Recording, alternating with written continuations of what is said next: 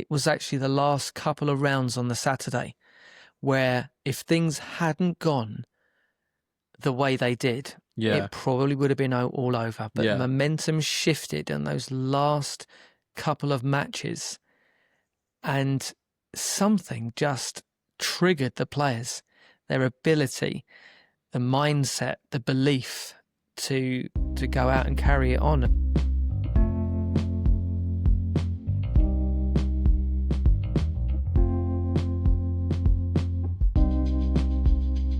Welcome to the Halfway Hut podcast. It is Ryder Cup week, guys. We are so excited. We're seeing a course that we don't get to see very often. There is so much to talk about. But what are we going to talk about today, Mark? Well, I'm really wanting to concentrate on this Ryder Cup because it is, as Alex Noren said to us when we had a chat with him at the BMW, going to possibly be the best Ryder Cup ever. Well, that remains to be seen. Yeah. There's been a few contenders, but I'm really trying to keep my concentration on this particular task at hand because of the emails that we've just received. I can't talk too much about it because we haven't gone there yet. Yeah, you're trying not to get too excited right now, are you? But yeah, it's some of the hard work, that we've been putting in with this podcast of building the brand and doing our best to turn it into a business seems as if it's paying off. Oh, for sure. Ever so slightly. And of course, we had a lovely taste of that, didn't we? With the BMW, talking to some players. Yeah. And we may just have scored some media accreditation to an event in the not too distant future. You're getting very close to just say what it is. We've got some amazing plans. We actually think that, I don't know it's sadly, but more people watch what we do on our social media channels. So actually, if we say it on here, there's probably going to be, a few hundred that hear about it. Yeah. However, DP World, watch out. DP World Tour, watch out. But yeah, let's get Ryder Cup. Let's talk Ryder Cup. Let's get our Wilson caps back on. Well, I've got a question for you. What was the first Ryder Cup that you watched? Oh, the first Ryder Cup that I watched. Because mine was very late because I didn't get into golf till I was about 20. So the funny thing is, as this is unscripted, I can't remember the first one specifically I watched. And I know I watched probably all of them from 15, 16. So we're going back 32 years, which is a lot of Ryder Cups. But I can tell you the ones that stood out to me. I can tell you three that stood out to me. The K Club was very emotional because Darren Clarke was there. Oh, yeah. And he had a lot of personal issues that had gone on in his life. Yeah. And he pulled it all together in his homeland and absolutely tore it up. A lot of pressure. Absolutely. And it was an outstanding performance for completely different reasons to golfing reasons, if that makes sense. And so I remember the commentators and everyone in the golf world just backing him for what he'd gone through and was still able to pull on that European jersey and go out and hit it. Then, of course, 2010 was quite special for me because I was there. Yeah. That Celtic Manor, wasn't it? It was, yeah. And it's the one I always look back on and say, going to a Ryder Cup and actually watching it at home with all the TV angles, all the camera angles is... You see a lot more at home than you did. You see a heck of a lot more. You get that with normal golf tournaments anyway. I mean, we went to the BMW. Indeed. I know it was a practice day, but you're not going to see anywhere near the amount of golf you would just sitting in the lounge. No. I mean, being there and having that, being in the environment was special. Having Tiger Woods walk straight past you because he was there was pretty cool. Yeah. So it's the only time I've actually seen him live at a tournament was at the 2010. That's bad. Ryder Cup. So that was memorable because I was there, and that was the Ryder Cup where we all went home and came back Monday because it didn't finish on the Sunday. Oh, because it was such bad weather, wasn't it? It was horrific. Yeah. The course was a bog. It was a quagmire. I remember you telling me about people just literally falling over. Yeah, they'd be walking, slip straight down a hill. Mud everywhere. It's not exactly flat in Wales either, so... No. I went back there once to play. Didn't get to play the 2010. played the Roman Road course and the Montgomery. So that was an experience. But the greatest experience for me as a golf fan was the Miracle at Medina. Yeah.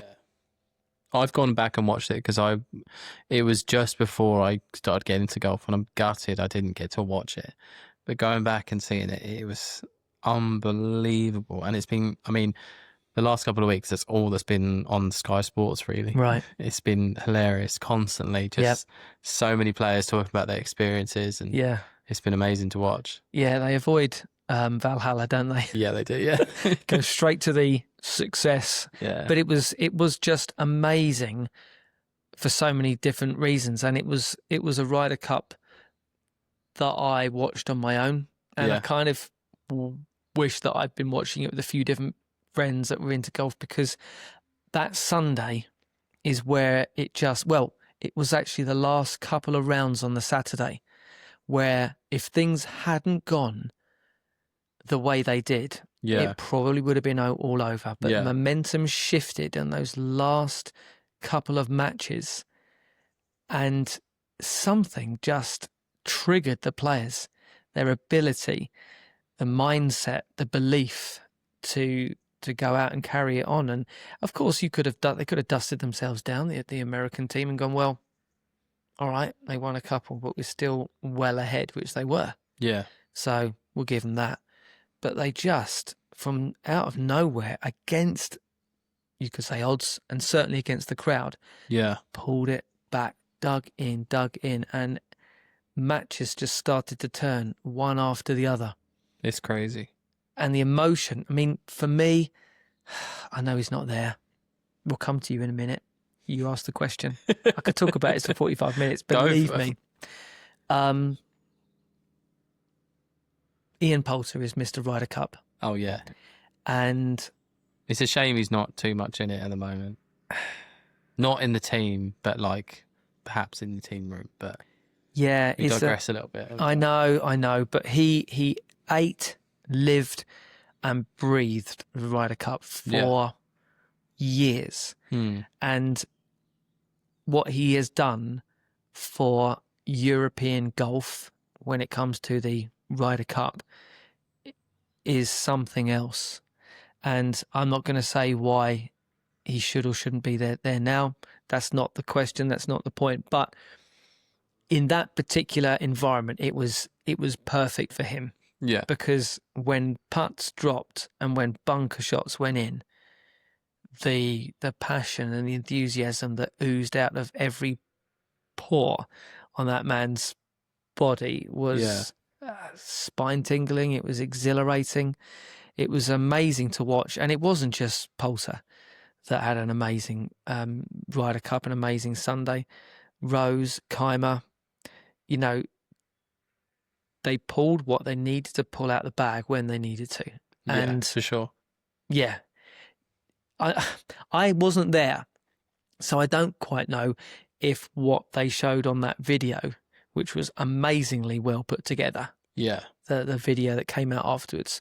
I actually know the person or the business that got the rights to that and put it together. Amazing job.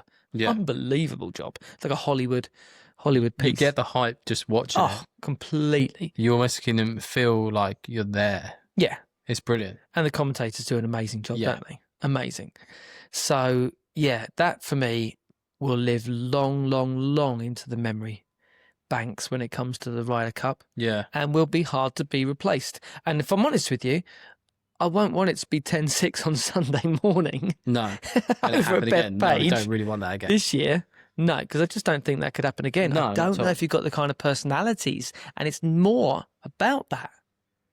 I do think this one's going to be a lot closer than previous American home Ryder Cups, because the last one that America had at home, they set the new record for how badly they beat Europe. Yeah. So I do think it's going to be a lot closer, but I think it's going to be an amazing Ryder Cup. So where was it the last time it was in America? Whistling Straits, I want to say. But it was during COVID. Europe had like 4 fans there.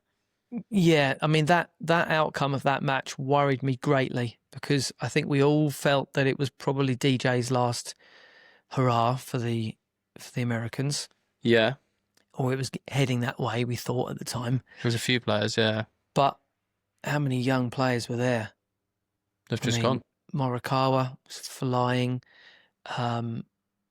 Jordan Spieth, just some of the stuff he was doing was ridiculous. And you looked at that American side and thought, uh-oh, because there wasn't a lot coming. We had an aging European side thinking, where's the next generation coming from? Yeah, And you've got these new kids on the block out of the USA absolutely tearing it up. yeah. And I just remember thinking at the time, well, there's your team for the next 10, 15 years. And it's not. Jordan Spieth, what kind of year has he had? It's interesting you say that because as you said that, it's clicked into my head about the DP World Tour is now, they do this, the top 10 with who don't have a PGA Tour card go to the PGA Tour.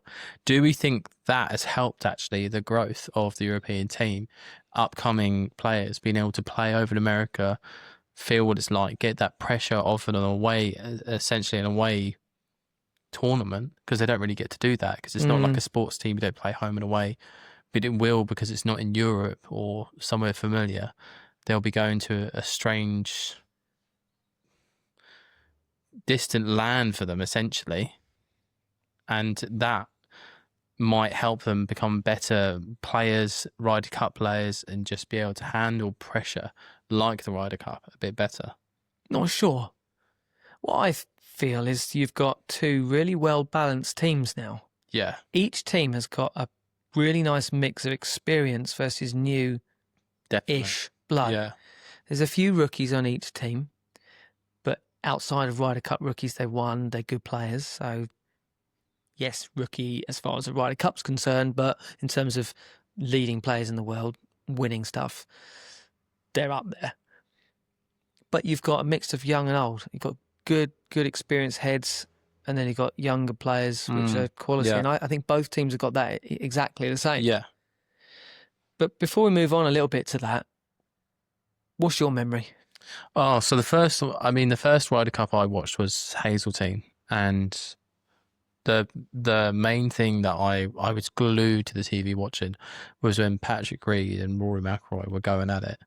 Yeah. Everyone just hated Patrick Reed so much during that, but you can't fault him. He was Everything playing Rory did, oh, it was ridiculous. Patrick did straight back, didn't he? He started wagging his finger everywhere. It was just a nightmare. But the golf that was being played by them both was just phenomenal. And even towards the end, both of them were like shaking hands, thinking, "This is crazy how well we're playing right now."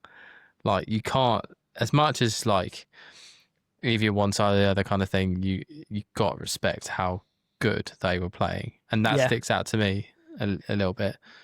And yeah.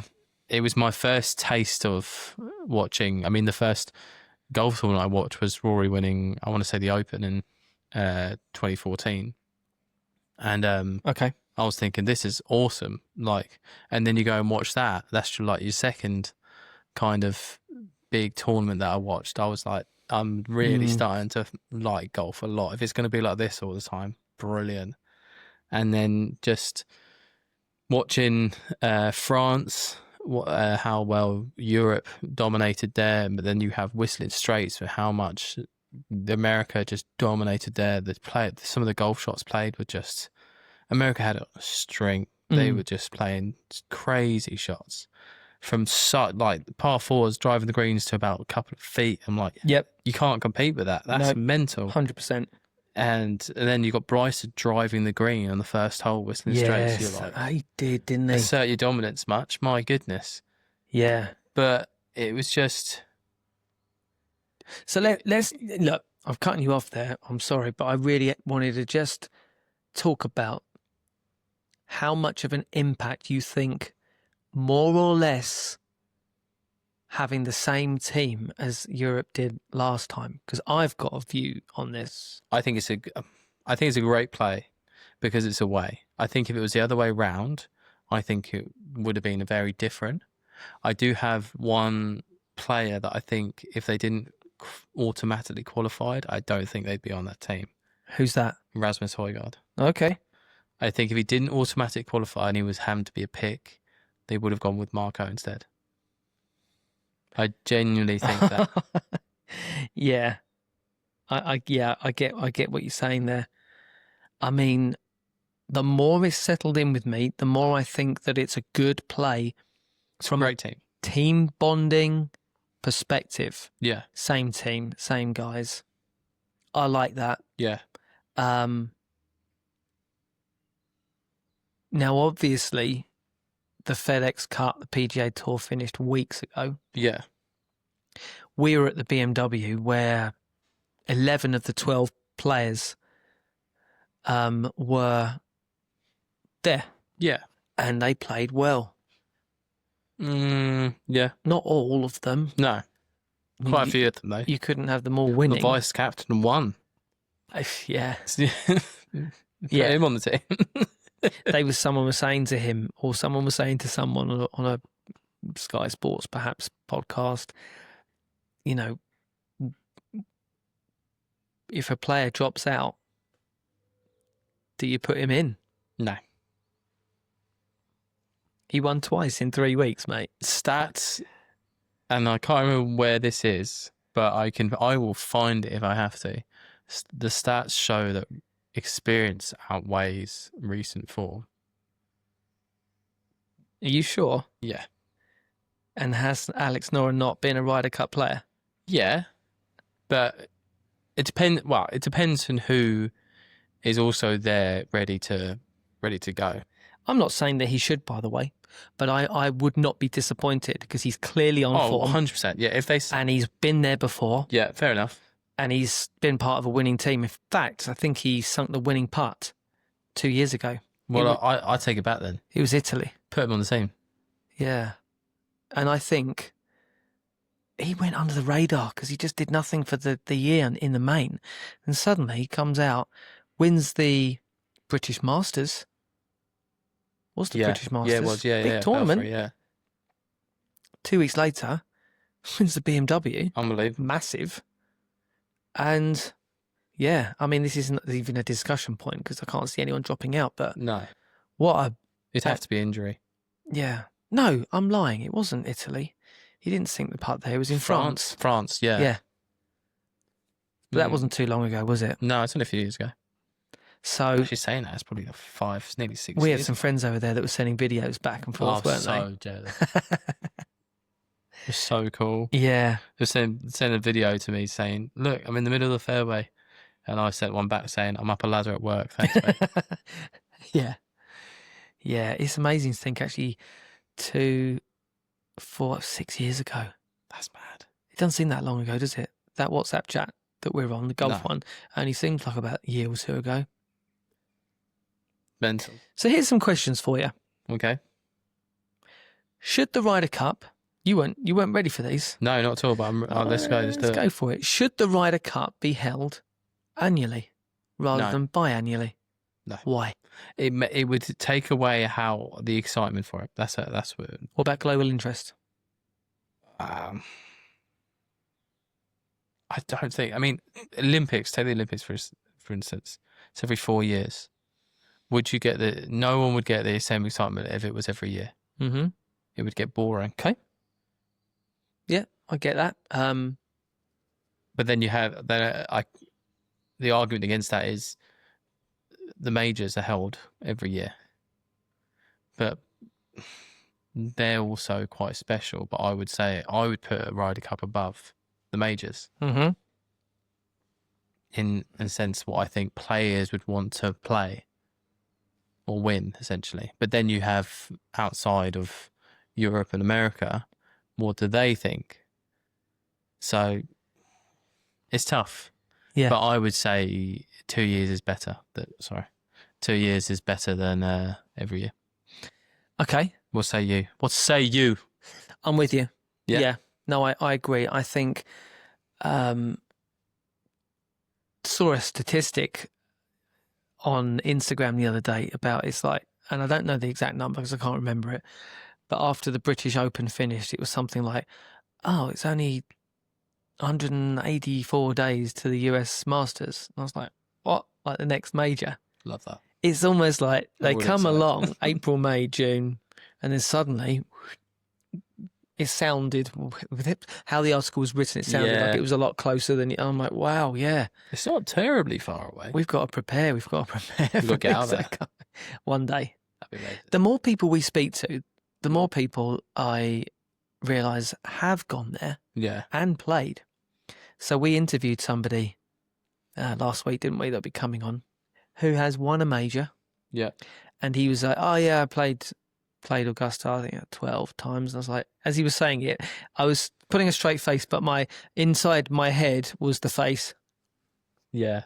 I was more of like, I'm starting to not to like you. But then he was really nice, so I couldn't help it was but an like him. amazing chat. Yeah, it was an awesome. amazing chat. The stories that he came out with, and I love the fact that he gave us a little story that no one's ever heard before. Yeah, so look out for that. That was cool. But yeah, every other year, I'm with you on that. I think that there's a lot going on in the annual calendar. In fact, I think there's too much going on. Well, for us anyway, because we were looking at next year's calendar about where we can go, and we're quite interested in amateur golf as well, and some of the charity events and some of many tournaments. It's mad. Some of them overlap as well. I know. Then you've got the qualifiers for, say, the US Open. So then you've got a whole bunch of stuff. It seems as if England and Scotland are massively bunched up around June, July for big tournaments. Yeah. Including the Legends Tour stuff. Yeah. A whole bunch of stuff. Now, we can't be everywhere, but yeah, for me, there's too much going on. Yeah. And then there's me doing open qualifying. So. Of course. Yeah. Yeah. Next year, I will be 1 year away from doing senior stuff. Yeah. That is crazy. And for anyone who is watching this now, because we're going to start, we've already started. Hence why you're watching it. Well, it's video, trying to put some of our podcasts and the older ones that we have recorded onto YouTube. And I'm sure you're all looking at me thinking, 50? No way. Well, yes, you'd be forgiven. There's a lot of post-editing done on this. Those are grey hairs actually on his beard, not ginger. So, actually, I've got more on mine. Here's another question for you. Younger. You are. Are you? 18. Oh, it's nearly 20. All right, let's you move could be on. my dad. That's so many replies. You know exactly what I'm thinking as well. Let's get back to golf and the Ryder Cup. Yeah. Here's another question, a serious question. How important, bearing in mind what I said earlier, is veteran versus freshman, let's say, new kid on the block experience going to help this year on both sides? Do Massively. you think? Let's take Europe, for example. We spoke about the Miracle at Medina. 2 players that were there who played, Rory and Justin Rose, having their experience over in America to be able to help Fleetwood? guide. Yep. Just won the FedEx Cup.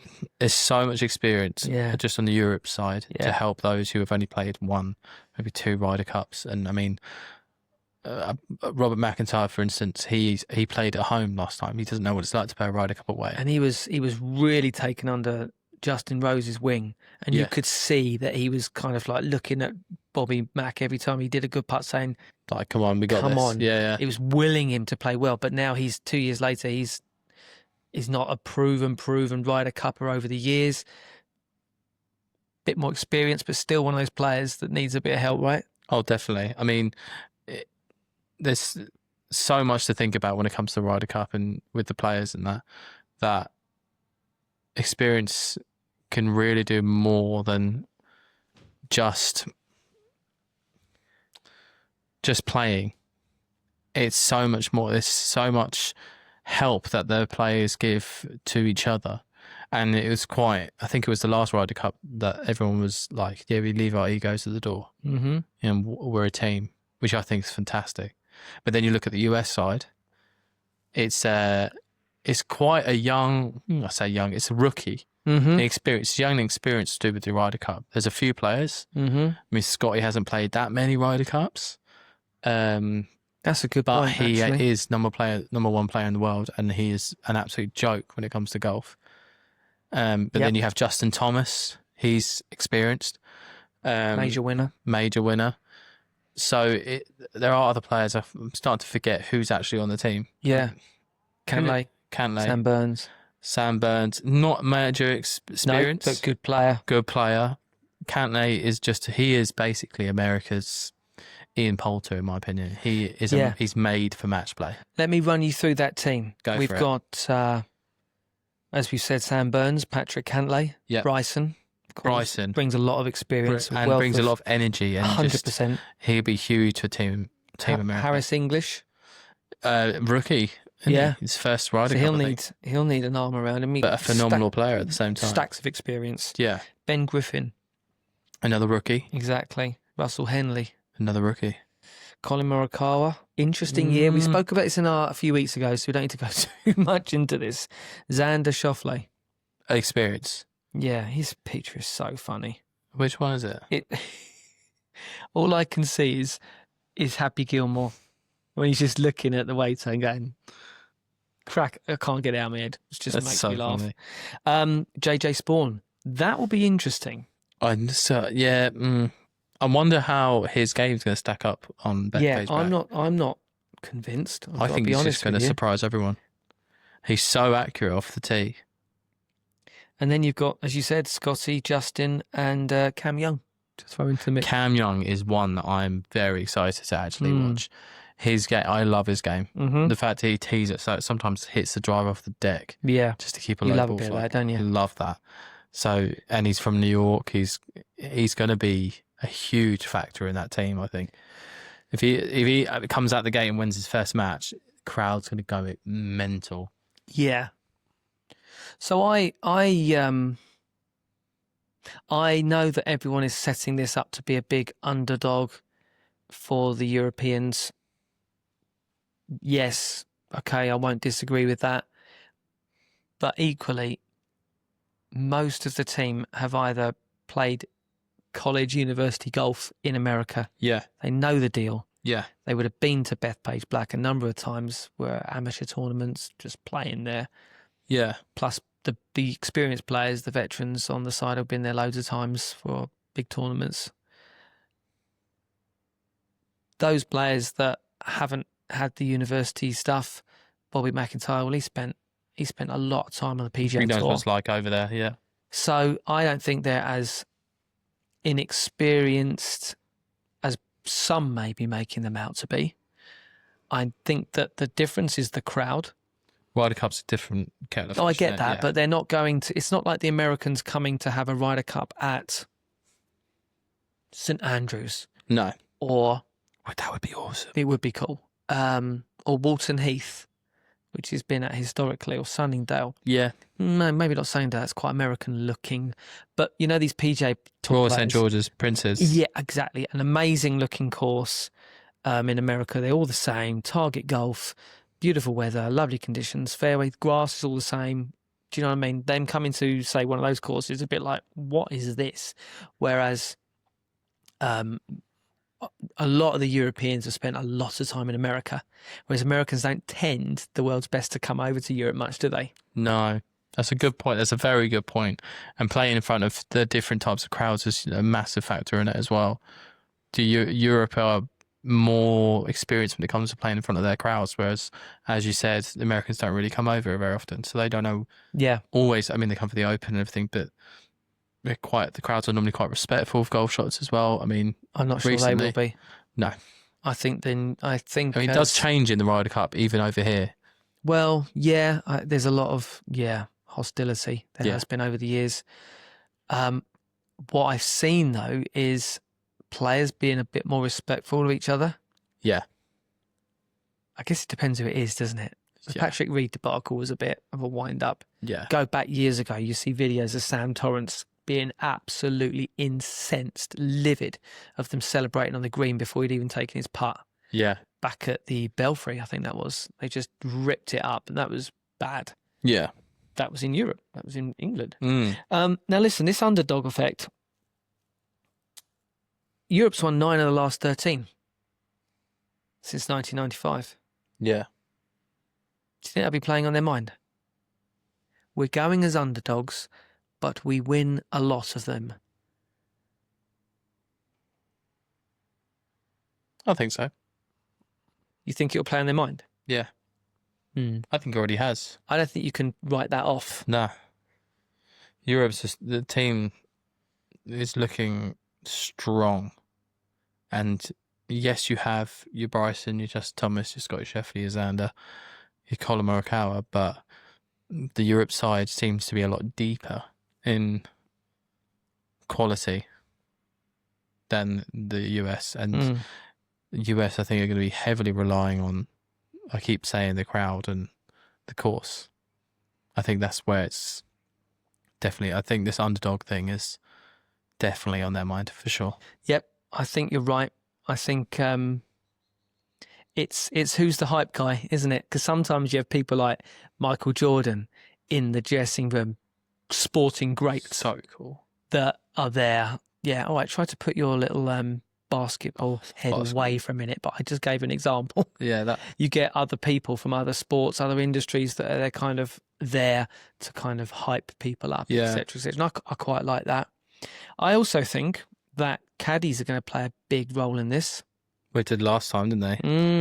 Who is it? Is it I want to say Joe LaCava. Was that him?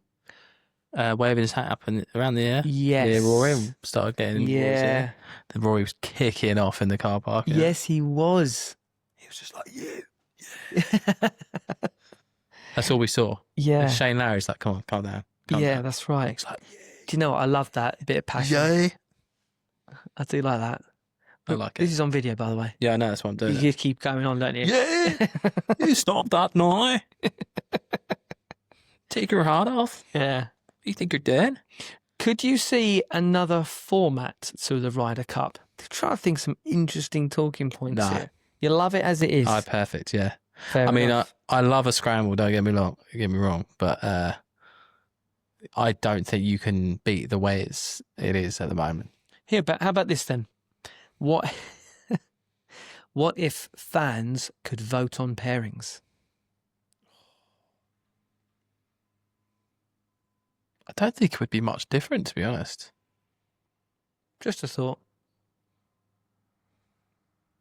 I think it would be very interesting, but I also think that it wouldn't work well. I think Europe would lose quite a lot if it was that way. Hot take. What do you think about picks timings? I thought this the other day. Can I give you some context to that? What do you mean by picks? Well, in 2014, Billy Horschel missed out, had a good year, and picks were made, and then he won the FedEx Cup. And many argue that he should have been on that team. I think the picks should when the picks happen. See, when you said picks, I thought about singles on the Sunday. Sorry, no. So, but the captain's picks, I like the timings of them, but I think it should be 2 qualifiers and 10 picks. All right. Not 6 and 6. I think it should be 2 automatic qualifiers, and then the rest are all picks. There's a lot of pressure on the captain, isn't it, and his team? Not really, because you could just go. By all means, you could go for the next 10 best players on the list. I like that, but that would be so much better. But what I was going to say about the Sunday picks is I think no one should know until the tee box. So the other team doesn't know who's playing who, but also the crowd, no one else knows until they walk out and everyone's like, oh man, this is going to be a great, great match. Can you imagine if they come out of different tunnels? So right up to the start, they only know there's 6 players on each team, and then suddenly another 6 appear. No. They know who's playing who, who's playing what team. Yeah. But on the Sunday, each match, they don't know who's playing each match until the tee box. Right. So the player you walk comes out and go, oh, I'm playing Bryson. Yeah. Or, I'm playing Rory. Oh, great. I'm playing Scotty, which is going to be boring as. Okay. Yeah. That's stuff. Cool. That I thought that would be pretty cool. Yeah. No, I totally get that. So, what's your score predictions? I think it's going to be I reckon it's going to be a tie game. A tie. Ooh. I think it's going to be a draw, and Europe will retain the cup. Retain it through being the previous winner. I think it's going to come down to the last 3 matches. Do you remember the last tie was? The what? The last tie. No. 89. Really? Europe kept it because they were winners. Wow. So that is 36 years ago. Hasn't been a tie since 36 years. Interesting. There's a lot of history around the Ryder Cup, isn't there? I mean, it's in 2 years' time, it's going to be 100 years since the first ever one. Yeah, you're right. Which is 1927. Mental. It's be a dare manor, which we desperately need to get to. Well, there's 2 years in the making for that to happen. We got this. Yes. Why not? Why not, Turner? We haven't asked for many reviews recently. No. But we'd like to try to get people to do that because we know we're getting lots and lots of positive feedback with messages to us. Yep. And people telling us. But it would really help us out in terms of the message and the rankings on the podcast charts, which you may not even know exist, but they do. He's looking at the straight down on the camera now. If you could please look at me. Look at me. Please just head over to Spotify or Apple Podcasts or even YouTube. Please do. But particularly for the rankings, it would be good for Spotify and Apple. And tell us what you think. Good, bad or ugly. Indifferent. Mostly good, please. Yeah. But it makes a difference. We have had a few, and we really do appreciate that, but we would love some more. So, it is Friday. The sun is shining. We can hear people's lawnmowers in the background. And I'm going to go play golf. And you're going to go and play golf. Oh, yeah. We've had a great morning. Before we've recorded this, we were at an Avoda club fitting day. We were indeed, yeah. With Toby. Loved it. It was looking fantastic up at the Dyke Golf Club. It was a bit windy, but wasn't too bad. Such nice views over there. Yeah. It's lovely. Yeah, and it's reaffirmed that I will be joining there as a social member, which will enable us to use the range and the 2 practice greens, the bunkers. So if you see any videos, any tips and tricks and bits and pieces that we're working on with our game, 9 times out of 10, it may well be shot in and around those practice screens up there. Definitely. So does that end our Ryder Cup special I episode? think it does for this episode, but there's bound to be some more things that we put out there over the course of the weekend. In fact, you can be sure of that fact. Cool. Reposting. Yeah, loads. It's going to be tons. So quickly, just before we finish, who's winning?